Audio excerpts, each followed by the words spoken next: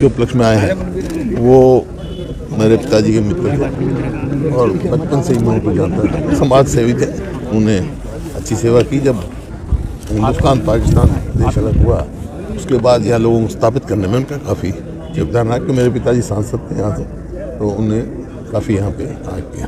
Corporation का लड़ते हैं, कॉरपोरेशन का पहले भी लड़ा, सोनीपत में नहीं लड़ा, यहाँ भी लड़ा। सदा आत्मविश्वास सदा ही रहा है, ग्राफ बढ़ा है ये कह सकते हो। कॉन्फिडेंस तो सदा हम कॉन्फिडेंट ही रहे, लोगों में विश्वास है हमारा, जो लोग फैसला करते हैं वो मान्य होता है। ऐसा है, मैं व्यक्तिगत बात नहीं करता, लेकिन जो भी इस बात करते हैं ये एक किस्म से बौखलाहट की भाषा है। जो जिस प्रकार से क्यों ई ट्रेडिंग का मतलब तो ये है, कभी पोर्टल बंद कर दो कभी कर दो, ये मतलब उसमें कोई फेयर नहीं है, फेयरनेस नहीं है उसमें। 2 महीने से पोर्टल भी नहीं चल रहा, फेयरनेस नहीं है इसमें। ई ट्रेडिंग बंद, वो गलत है फैसला सरकार। ये भी सब देश जो है, जैसा कहा गया है, जो मकसद है यात्रा का कोई वोट लेने का नहीं है, मकसद है देश को एक और मजबूत बनाने का, सब भाईचारा फैलाने का और महंगाई और बेरोजगारी के खिलाफ। प्रधानमंत्री पद का सवाल नहीं है, सवाल मुद्दों का है, सवाल महंगाई का है, सवाल बेरोजगारी का है, सवाल आपस में भाईचारा बनाने का है। हर राजनीतिक पार्टी जुड़ना चाहती है, क्या परिणाम निकलेगा ये तो मैं नहीं कह सकता, लेकिन तीसरा विकल्प जरूर होगा। जब क्या 30 जनवरी को आप भी जाओगे कश्मीर में, जो समापन यात्रा है, सभी विपक्षी पार्टियों को खड़गे ने बुलाया है? नहीं, मैं तो नहीं जा पाऊंगा। कोई आपकी पार्टी का नुमाइंदा? अगर सभी को बुलाया तो जरूर जाएंगे कोई ना कोई। ये तो भविष्य के गर्भ में है, कब लोग जुड़ेंगे क्या बनेगा मैं कह नहीं सकता। हरियाणा की जो परिस्थितियां आज हैं उसके मुताबिक तो निश्चित रूप से इस सरकार का तो पतन होगा। अब क्या भविष्य में क्या हो, गठबंधन बनेगा कैसा बनेगा ये मैं नहीं कह सकता। इस सरकार का पतन तो स्वाभाविक है, अब कौन बनेगा ये कह नहीं सकता।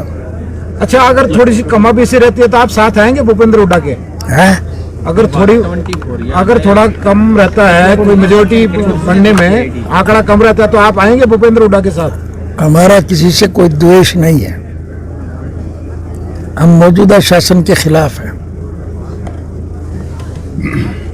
क्या शक्ल सूरत आगे बनेगी ये भविष्य के गर्भ में। निश्चित रूप से हरियाणा में तो बदलाव होगा ही होगा। दिए मुख्यमंत्री जी से मैंने काफ़ी जो कुछ ऐसी चीज़ें हैं जिन पे पार्टी को और काम करने की ज़रूरत है, ऐसी बातें मैंने कही हैं। सारी वो राजनीतिक बातें हैं और चुनाव को सामने रख के करने वाली चीज़ें हैं।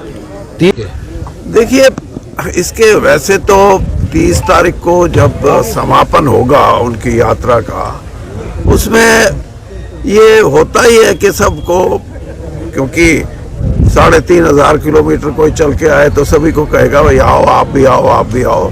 लेकिन दूसरी जो चीज़ है वो ये है कि कांग्रेस को आज भी ये लगता है कि हम अकेले चुनाव में बीजेपी का मुकाबला नहीं कर सकते, और इसलिए एक प्रयास शायद उन्होंने किया है कि इस यात्रा के अंतिम चरण में अगर पार्टियां आती हैं तो शायद कोई जो एक विपक्ष को मिलके लड़ने की बात है वो कहीं ना कहीं उनके सामने होगी।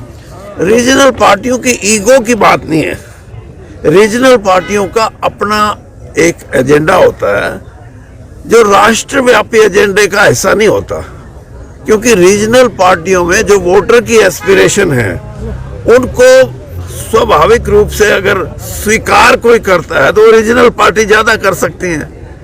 लेकिन राष्ट्रव्यापी जो समस्याएं हैं या राष्ट्र के निर्माण की जो बातें हैं, वो मैं हमेशा ये कहता हूं कि वो राष्ट्रीय दल ही सोच सकते हैं, क्योंकि उसी परिप्रेक्ष्य में राष्ट्रीय दल की जिम्मेवारी भी होती है। मार्च का कार्यक्रम तो मैं बता चुका हूं वैसे, लेकिन मैं फिर भी ये कहूँगा कि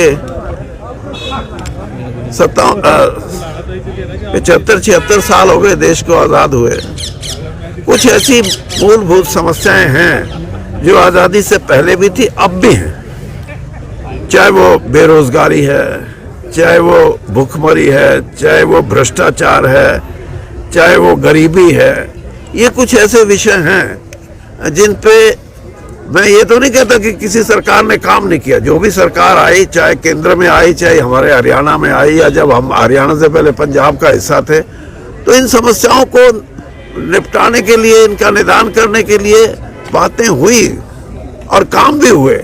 लेकिन अभी भी वो समस्या यों की यों मुंह बाए खड़ी हैं। और मैं ये समझता हूँ, प्रधानमंत्री जी ने खुद जैसे कहा है कि जय जवान जय किसान और जय विज्ञान के साथ जय